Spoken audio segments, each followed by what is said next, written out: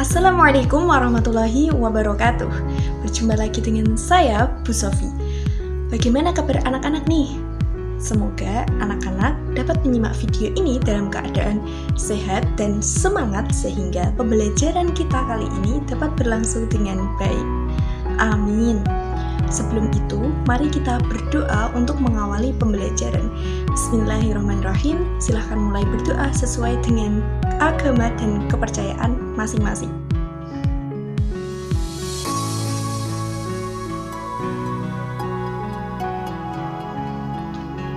Berdoa selesai. Nah, anak-anak, kita akan belajar bab 4, yaitu menikmati novel dengan materi mengenai dua hal. Pertama, menafsir pandangan pengarang terhadap kehidupan dalam novel. Dan yang kedua, menyajikan hasil interpretasi pandangan pengarang dalam bentuk lisan maupun tulisan. Kita pasti pernah ya menceritakan sesuatu tentang novel yang kita baca kepada teman kita atau keluarga kita atau orang asing. Nah, secara tidak langsung, sebenarnya itu adalah bagian dari kita dalam memberikan penafsiran terhadap novel tersebut. Nah, sebagai presensi untuk hari ini, Ibu ingin anak-anak menulis judul novel kesayangannya di kolom komentar ya. Ibu beri contoh, formatnya misal Sofiul Ana, tanda hubung Sisi Tergelap Surga karya Brian Krishna. Silakan anak-anak, dapat dipahami ya? Oke, sebelum lanjut ke materi, izinkan Ibu untuk mengulas poin penting pada pertemuan sebelumnya, yaitu materi teks editorial. Bahwa teks editorial itu adalah artikel utama yang ditulis oleh redaktur koran yang merupakan pandangan redaksi terhadap suatu peristiwa atau berita aktual yang sedang menjadi sorotan, fenomenal, dan kontroversial dalam arti menimbulkan perbedaan pendapat. Kemudian, isi dalam teks editorial itu adalah fakta atau peristiwa aktual, kemudian fenomenal, dan kontroversial. Pendapat atau opini redaksi terhadap peristiwa tersebut. Opini dalam editorial dapat berupa kritik, saran, harapan, prediksi. Jadi begitu. Masih ingat ya tentunya? Harus ingat dong. Oke, agar lebih siap dan semangat lagi, Ibu siapkan sedikit tebak-tebakan untuk anak-anak sebagai pengantar dari pembahasan menikmati novel. Ini seru-seruan aja ya sifatnya. Oke, perhatikan gambarnya baik-baik. Pertanyaan pertama, jika salah satu dari 5 anak ini menyelinap keluar jendela, lalu kembali lagi, yang manakah anak tersebut?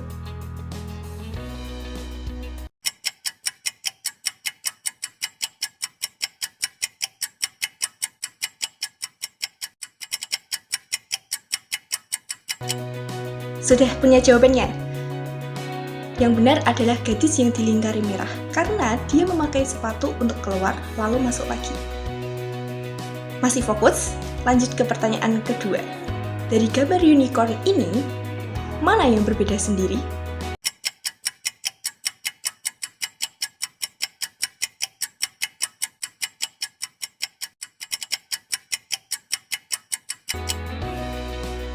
Ayo kita teliti satu persatu. Sudah punya jawaban? Ibu buka. Jawabnya yang bawah. Ini terakhir ya. Coba dari gambar ini, menurutmu mana kiranya cowok yang tidak tinggal sendiri?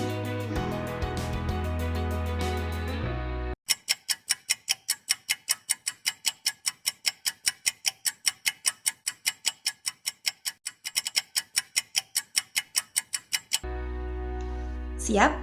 Jawabnya yang kanan ya. Anak-anak, karena ada 2 sikat gigi yang ada di sana. Asumsinya, laki-laki tersebut tidak tinggal sendiri, mungkin bersama keluarganya atau istrinya atau siapapun. Oke anak-anak, Ibu harap teka-teki singkat itu dapat membuat kita lebih cermat dan siap belajar. Tadi Ibu minta presensinya untuk menulis judul novel ya. Nah, sebenarnya apa definisi novel itu? Novel merupakan karya prosa fiksi yang panjang, mengandung rangkaian cerita kehidupan seseorang dengan orang di sekelilingnya, serta menonjolkan watak dan sifat setiap pelaku. Novel termasuk dalam kategori teks narasi. Untuk memperluas pengalaman, kamu harus membaca novel. Contoh novel itu seperti karya dari Ahmad Tohari dengan judul Ronggeng Tugu Paro, novel Dylan karya Pidi Baik, Bumi Manusia karya Pramuji Anantatur, dan tentunya masih banyak lagi. Kemudian kita lanjut ke pembahasan menafsir pandangan pengarang dalam novel. Menafsir pandangan pengarang dalam novel adalah menafsir apa saja yang terkandung dalam novel. Dan dalam hal ini, yang termasuk di dalamnya menafsir tentang pesan pengarang, kalimat konotasi, kaitan fakta dengan kehidupan yang ada, dan menemukan nilai-nilai kehidupan yang disampaikan oleh penulis. Lalu bagaimana langkah-langkah menafsir pandangan pengarang itu? Oke, pertama, membaca novel dengan seksama. Kedua, menentukan nilai-nilai kehidupan. Dan yang ketiga, menafsir pandangan pengarang terhadap nilai-nilai tadi. Bisa dipahami anak-anak? Selanjutnya, interpretasi terhadap pandangan pengarang. Interpretasi terhadap pandangan pengarang adalah memberi kesan kepada pandangan pengarang, baik berupa apresiasi maupun berupa kritik. Nilai-nilai dalam novel itu setidaknya ada salah satu dari 4 ini. Yang pertama, itu ada nilai sosial. Nilai sosial tentunya nilai yang dilihat dari sudut pandang hubungan dengan manusia atau masyarakat. Kemudian yang kedua, itu ada nilai agama. Tahu ya pasti, kalau nilai agama itu adalah nilai yang dilihat dari sudut pandang seseorang berdasarkan hubungannya dengan Tuhan. Kemudian yang ketiga, ada nilai moral. Nilai moral adalah nilai yang dilihat dari sudut pandang kepribadian atau sikap seseorang dalam menyikapi suatu masalah. Kemudian yang terakhir, keempat, nilai budaya. Nilai budaya merupakan nilai yang dilihat dari sudut pandang kebiasaan, adat istiadat, dan kepercayaan oleh masyarakat setempat. Oke, tadi kita sudah belajar mendalami menafsir dan interpretasi pandangan pengarang ya.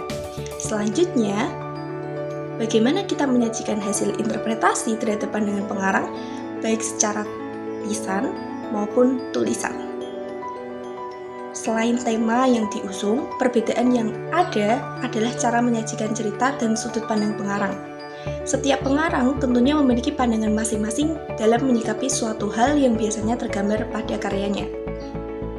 Sebenarnya, kita tidak harus selalu menyelesaikan satu novel utuh untuk mengetahui tadi.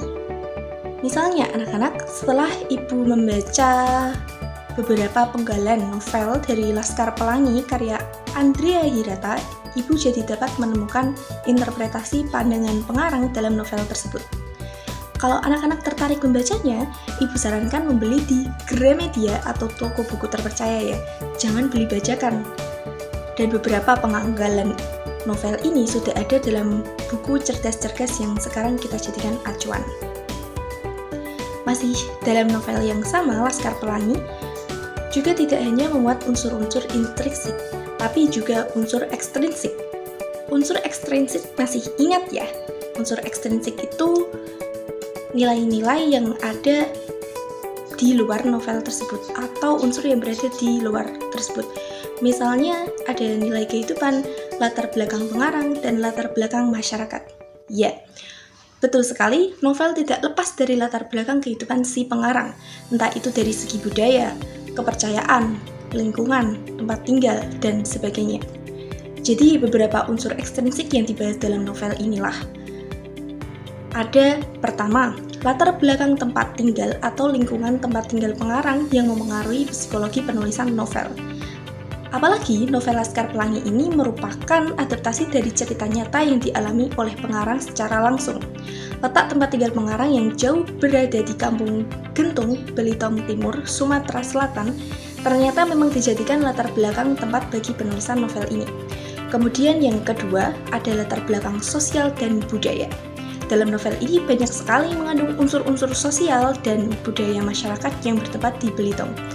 Adanya perbedaan status antara kelompok-kelompok buruh tambang dan kelompok pengusaha yang dibatasi oleh tembok tinggi merupakan latar belakang sosial dari novel ini.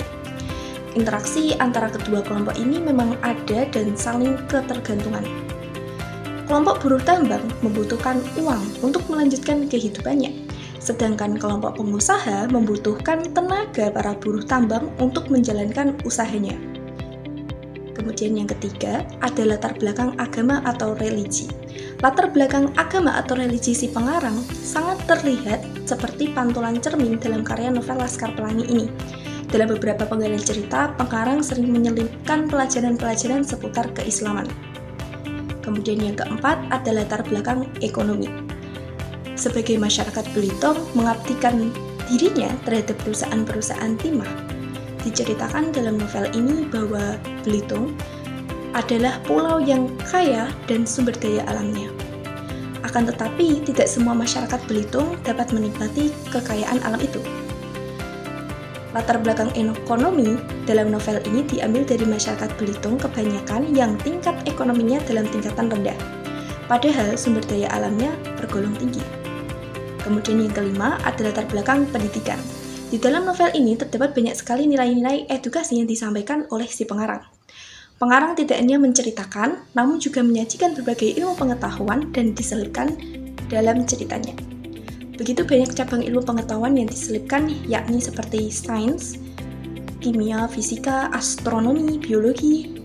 Pengarang sangat gemar memasukkan istilah-istilah asing ilmu pengetahuan yang tercurah dalam novel ini. Hal tersebut menandakan menemukan pandangan pengarang dalam novel. Sudut pandang yang dipakai dalam novel Laskar Pelangi ini ialah sudut pandang orang pertama sebagai pelaku utama, karena dalam penceritaan novel penulis memakai kata aku.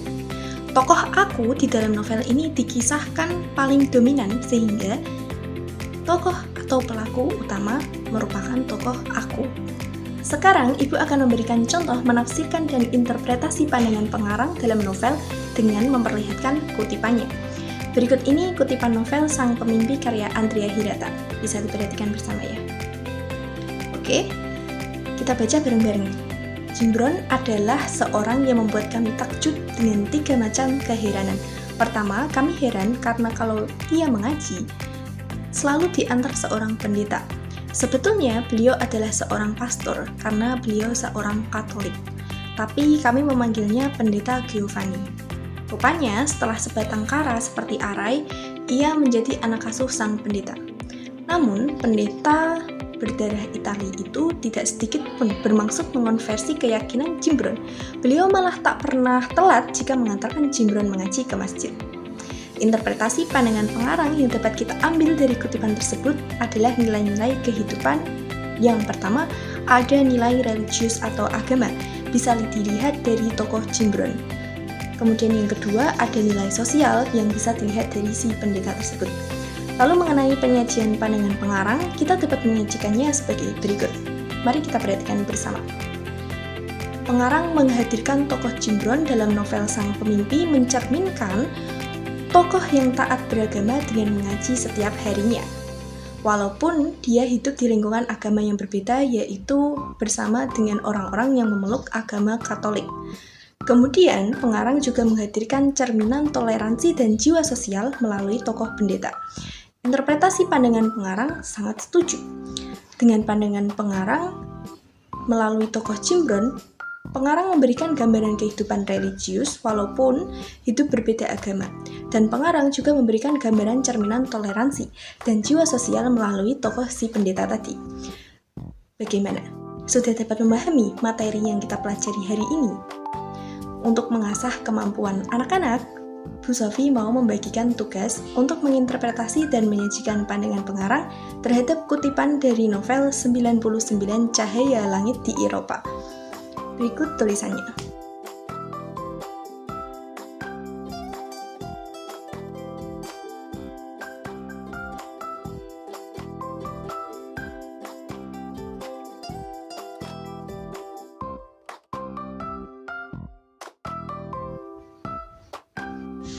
Baik anak-anak, sekian dulu pembelajaran kita kali ini. Sampai jumpa lagi di materi yang akan datang. Terima kasih anak-anak. Kalau anak-anak ada saran untuk perbaikan dalam pertemuan hari ini, bisa ditulis di kolom komentar juga ya. Oh ya, tugasnya nanti Ibu buatkan tautan untuk diunggah ke Google Drive. Jangan lupa jaga kesehatan, belajar sungguh-sungguh, dan istirahat dengan baik. Semangat! Bu Sofi pamit dulu. Wassalamualaikum warahmatullahi wabarakatuh.